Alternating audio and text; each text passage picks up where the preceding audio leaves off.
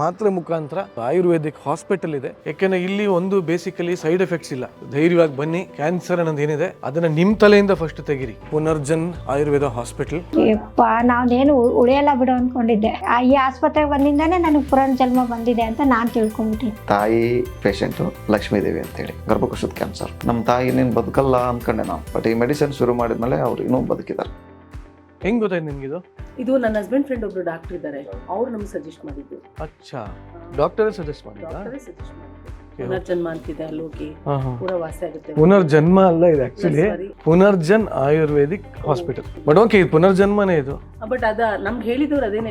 ಇಲ್ಲಿ ಬಂದ್ಮೇಲೆ ಈ ನೇಮ್ ನೋಡಿ ಗೊತ್ತಾಗಿದ್ದು. ಹೌದಾ? ಅವ್ರು ಹೇಳಿದ್ದು ಪುನರ್ಜನ್ಮ ಅಂತ ನಮ್ಗೆ ಹೇಳಿದ್ದು. ಬಟ್ ಆದ್ರೆ ಒಳ್ಳೇದೇ ಆಯ್ತಲ್ವಾ, ಅದು ನೇಮ್ ಆ ತರ ಇಟ್ಟಿರೋದ್ರಿಂದ ಅದೊಂದು ಪುನರ್ಜನ್ಮ ಬರುತ್ತೆ ಅಂತ. ಒಳ್ಳೇದೇ ಅಲ್ವಾ ಸರ್? ಒಳ್ಳೇದಾಗ್ಲಿ. ಇವತ್ತು ನನ್ನ ಸಾಕಷ್ಟು ಪ್ರಶ್ನೆಗಳಿಗೆ ಉತ್ತರ ಸಿಗ್ದಾಗಾಯ್ತು. ಇದು ಎಲ್ಲದಕ್ಕೂ ಪರಿಹಾರ ಇದೆ ಅಂತ ಗೊತ್ತಾಯ್ತು. ಕ್ಯಾನ್ಸರ್ ಅಂದಿದ ತಕ್ಷಣ ಏನೋ ಹೆದರ್ಕೊಳ್ಳೋದು ಬೇಡ.